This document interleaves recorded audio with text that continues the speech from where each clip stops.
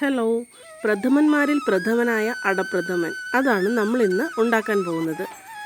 അത് ട്രഡീഷണലായ രീതിയിൽ തന്നെ നമ്മൾ ഇലയിൽ അടയുണ്ടാക്കി അതുകൊണ്ടുണ്ടാക്കുന്ന പ്രഥമനാണ് നമ്മളിപ്പോൾ ചെയ്യാൻ പോകുന്നത്. ശരിക്കും ഈ പ്രഥമനും പായസവും തമ്മിലുള്ള ബന്ധം എന്താണെന്ന് അറിയാമോ? അല്ലെങ്കിൽ അത് തമ്മിലുള്ള വ്യത്യാസം? ശർക്കരയും തേങ്ങാപ്പാലും ചേർത്തുണ്ടാക്കുന്നതാണ് പ്രഥമൻ. സാധാരണ പശുവിൻ പാലും പിന്നെ പഞ്ചസാരയും ചേർത്തുണ്ടാക്കുന്നതാണ് പായസം. അങ്ങനെയാണ് ഇതിനെ തിരിച്ചിരിക്കുന്നതെന്നാണ് എനിക്കറിയാൻ സാധിച്ചത്. ഏതായാലും നമുക്കിന്ന് ഒരു അടപ്രഥമൻ ഉണ്ടാക്കി നോക്കാം. ഇവിടെ അരിപ്പൊടിയാണ് എടുത്തിട്ടുള്ളത്.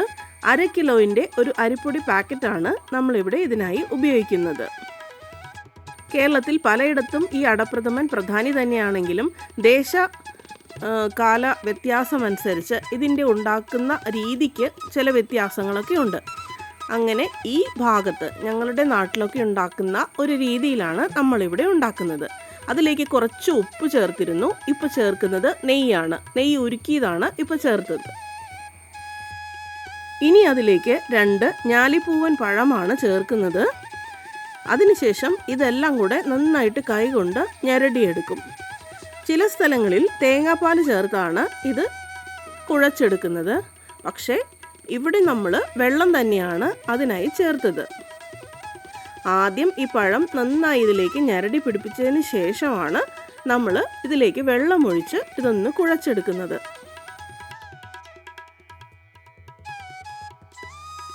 വെള്ളത്തിൻ്റെ കണക്ക് ഞാൻ പ്രത്യേകമായിട്ട് പറയുന്നില്ല, കാരണം അത് കുറേശ്ശെയായിട്ട് ഒഴിച്ച് നമ്മൾ കുഴച്ച് അതിൻ്റെ പാകം നോക്കിയിട്ട് വേണം അതിൻ്റെ എത്ര വെള്ളം എന്ന് മനസ്സിലാക്കാൻ. കാരണം ഓരോ പൊടിക്കുമൊക്കെ അനുസരിച്ച് വെള്ളം വ്യത്യാസപ്പെട്ടിരിക്കും. വെള്ളത്തിൻ്റെ കണക്ക് വ്യത്യാസപ്പെട്ടിരിക്കും, അളവ്.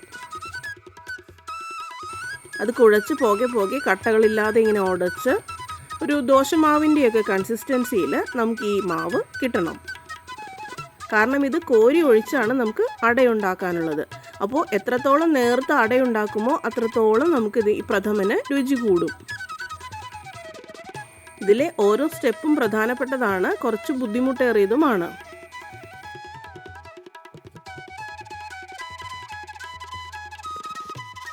പണ്ട് മഹാബലി തമ്പുരാന് അഗസ്ത്യമുനി ഉണ്ടാക്കിക്കൊടുത്തതാണ് ഈ അടപ്രഥമൻ എന്ന് ഒരു ഐതിഹ്യം കേൾക്കുന്നുണ്ട്. അതായത് നമ്മുടെ കേരളത്തിൽ ചുറ്റുപാടും കിട്ടുന്ന സാധനങ്ങൾ കൊണ്ട് തന്നെ ഉണ്ടാക്കാവുന്ന ഒരു മധുരം. അതിനായി അഗസ്ത്യമുനി അരിയും തേങ്ങയും ശർക്കരയും പഴവുമൊക്കെ ഉപയോഗിച്ചു എന്നാണ് കേൾക്കുന്നത്. ഇത് കഴിച്ചു നോക്കിയ മഹാബലിക്ക് വളരെയധികം ഇഷ്ടപ്പെടുകയും പിന്നീട് പ്രധാനപ്പെട്ട എല്ലാ കാര്യങ്ങളിലും, അതായത് പൂജകൾക്കും അതുപോലെയുള്ള ആവശ്യങ്ങൾക്കും ഒക്കെ ഇത് ഉപയോഗിക്കാൻ തുടങ്ങി. അങ്ങനെയാണ് അടപ്രഥമന് കേരളീയരുടെ ജീവിതത്തിൽ ഒരു പ്രഥമ സ്ഥാനം ലഭിച്ചതെന്ന് ഒരു ഐതിഹ്യം കേൾക്കുന്നുണ്ട്.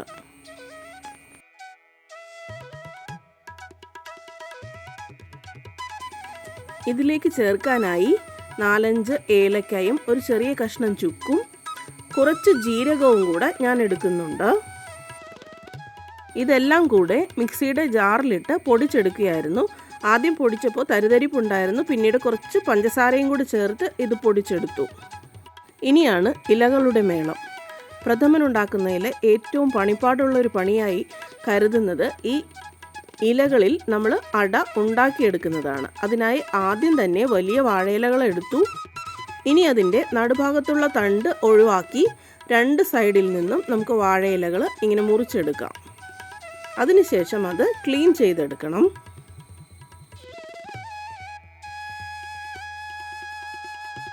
നമ്മൾ മുറിച്ച് കളഞ്ഞ നടുഭാഗത്ത് നിന്ന് നമ്മളിങ്ങനെ നാരുകൾ ഒരുക്കിയെടുക്കുന്നുണ്ട്. അത് കട്ട് ചെയ്ത് ഈ രീതിയിലുള്ള നാരുകളാക്കി എടുക്കുന്നുണ്ട്. ഈ നാരുകൾ നമുക്കിത് കെട്ടിവെക്കാനുള്ളതാണ്. അപ്പോൾ പൊട്ടിപ്പോവാതിരിക്കാൻ നമ്മളതൊന്ന് അടുപ്പിൽ കാണിച്ച് തീയിൽ കാണിച്ച് അതൊന്ന് വാട്ടിയെടുക്കുന്നുണ്ട്. ഇനി നമ്മൾ ക്ലീൻ ചെയ്ത വാഴയിലകളൊക്കെ ഇങ്ങനെ നിരത്തി വെച്ചിട്ട് അതിലേക്ക് നമ്മൾ ആദ്യം ഉണ്ടാക്കി വെച്ചിരുന്ന ആ പൊടിക്കൂട്ടില്ലേ, മാവ് കുഴച്ച് വെച്ചിരുന്നത്, അത് ഇതിലേക്ക് ഇതുപോലെ ഇങ്ങനെ വിതറിയിടുകയാണ് ചെയ്യുന്നത്. വളരെ നേർത്ത അട കിട്ടാനായി ഈ രീതിയിൽ നമ്മളിങ്ങനെ ചെയ്യുന്നത്.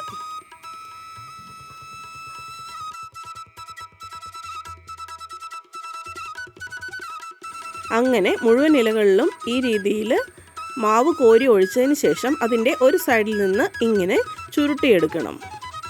പതുക്കെ പതുക്കെ ചുരുട്ടിയെടുത്ത് നമ്മളതിൻ്റെ സൈഡ് കെട്ടി വയ്ക്കും. അതിനാണ് നേരത്തെ നമ്മൾ ആ വള്ളി പോലെ എടുത്തത്.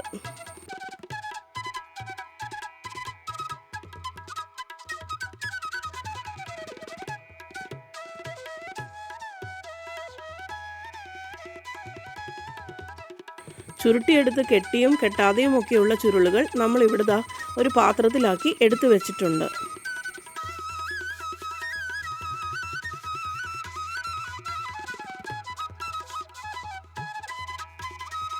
ഇതിനിടയിൽ പ്രഥമനിലേക്ക് നമുക്ക് വറുത്ത് ചേർക്കാനുള്ള തേങ്ങാക്കൊത്തൊക്കെ റെഡിയാക്കി വയ്ക്കുന്നുണ്ട്. പ്രഥമനിൽ കല്ല് കടിക്കരുതെന്ന് പറയുമെങ്കിലും തേങ്ങാക്കൊത്ത് കടിക്കുന്നത് ഒരു സുഖം തന്നെയാണ് അല്ലേ?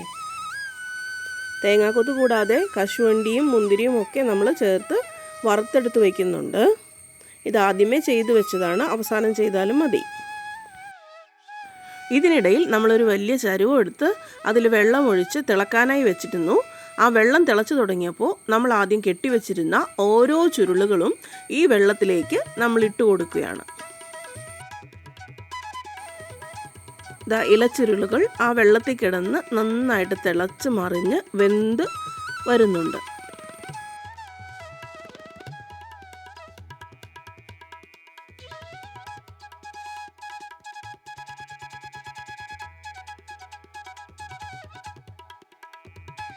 ഇനി ഈ ചുരുളുകൾ നമുക്ക് തണുത്ത വെള്ളത്തിലേക്ക് ഇടണം. ഇവിടെ ഞാനൊരു പാത്രം എളുപ്പമാക്കാൻ വേണ്ടിയിട്ട് അതേ ചരുവത്തിലേക്ക് തന്നെ തണുത്ത വെള്ളം ഒഴിച്ചൊഴിച്ച് തണുപ്പിച്ചെടുക്കുകയാണ് ചെയ്തത്. അതല്ലെങ്കിൽ വേറൊരു പാത്രത്തിൽ തണുത്ത വെള്ളം എടുത്തിട്ട് അതിലേക്ക് ചുരുള് എടുത്തിട്ടാലും മതി. ഇത് തണുത്ത് കിട്ടണം നമുക്കിനി. നന്നായി തണുത്ത ശേഷം നമ്മളിത് ആ ഇല ഇങ്ങനെ പൊക്കുമ്പോൾ തന്നെ അതിൽ നിന്ന് നന്നായിട്ടത് വിട്ടുപോരും. ഇല്ലെങ്കിൽ ജസ്റ്റ് ഒന്ന് കൈ കൊണ്ടൊക്കെ ഒന്ന് കൊട്ടിയൊക്കെ കൊടുത്താൽ മതി. ആ അടകളെല്ലാം വെള്ളത്തിലേക്ക് വിട്ട് വരുന്ന കണ്ടോ? അങ്ങനെ നമ്മുടെ അട ഇവിടെ റെഡിയായി വരുന്നുണ്ട്. കണ്ടോ? ഇല പൊക്കി ഇങ്ങനെ എടുത്ത് ഒന്ന് കുടഞ്ഞെടുക്കണം. അപ്പോഴേക്കും അതിൽ നിന്ന് അതെല്ലാം വിട്ടുവരും.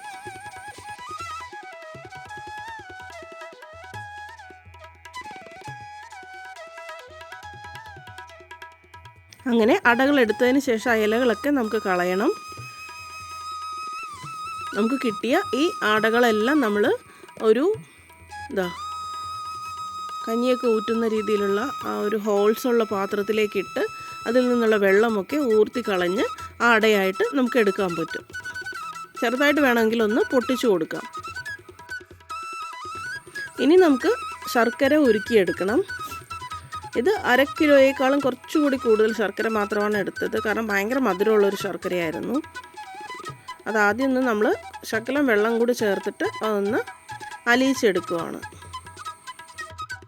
ശർക്കര പാനി നമ്മളൊന്ന് ഊറ്റിയെടുക്കും. അതിൽ തരി ആയിട്ടുള്ള മണ്ണോ കല്ലോ ഒക്കെ ഉണ്ടെങ്കിൽ അത് മാറാനാണത്.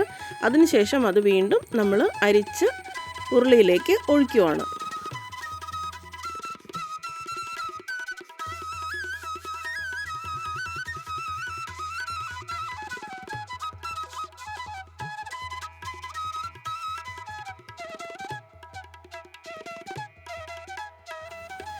ഈ ശർക്കരപ്പാനി ചൂടായി വന്നപ്പോൾ തന്നെ നമ്മൾ ആദ്യം പൊടിച്ചു വെച്ചിരുന്ന ചുക്കും ഏലക്കയും ജീരകവും ഇല്ലേ, അതുകൂടി ഇതിലേക്ക് ചേർത്തു. ഇത് അവസാനം ചേർക്കുന്നതായിരിക്കും കുറച്ചും കൂടി നല്ലത്. പക്ഷെ ഞങ്ങൾ ആ ഒരു സ്മെല്ല് നന്നായിട്ട് പിടിച്ചോട്ടെ എന്ന് വിചാരിച്ചിട്ട് ഈ ഒരു സമയത്ത് തന്നെ ചേർത്തു.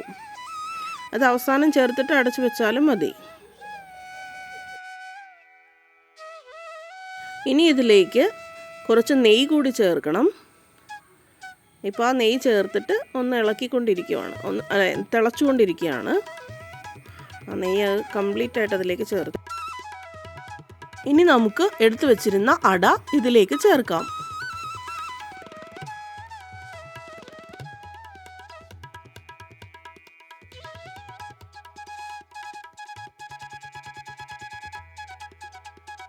ഇനി നമ്മുടെ അട ഈ ശർക്കരയിലും നെയ്യിലും കിടന്ന് നന്നായിട്ടതൊന്ന് അതിലേക്ക് പിടിച്ചു വരണം. അതിൽ നിർത്താതെ നമ്മൾ ഇളക്കി കൊടുക്കണം. പക്ഷെ അട വല്ലാതെ പൊട്ടിച്ച് കളയുന്ന രീതിയിൽ ഇളക്കരുത്. അട നന്നായിട്ട് ശർക്കരയിലും നെയ്യിലും വറ്റി വരട്ടെ. ഇനി നമുക്ക് അതിലേക്ക് ആ രണ്ടാം പാൽ കൂടെ ചേർക്കണം. രണ്ടാം പാൽ ചേർത്തിട്ട് വീണ്ടും നമ്മളതിനെ വേവിച്ചെടുക്കണം.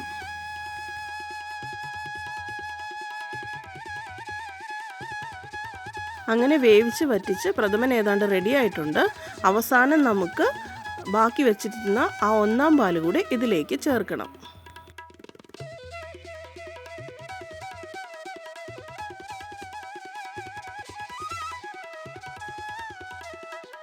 ഇനി നമ്മൾ വറുത്ത് വെച്ചിരുന്ന ആ തേങ്ങാക്കൊത്തും കശുവണ്ടിയും മുന്തിരിയും എല്ലാം ഇതിലേക്ക് ചേർക്കാം.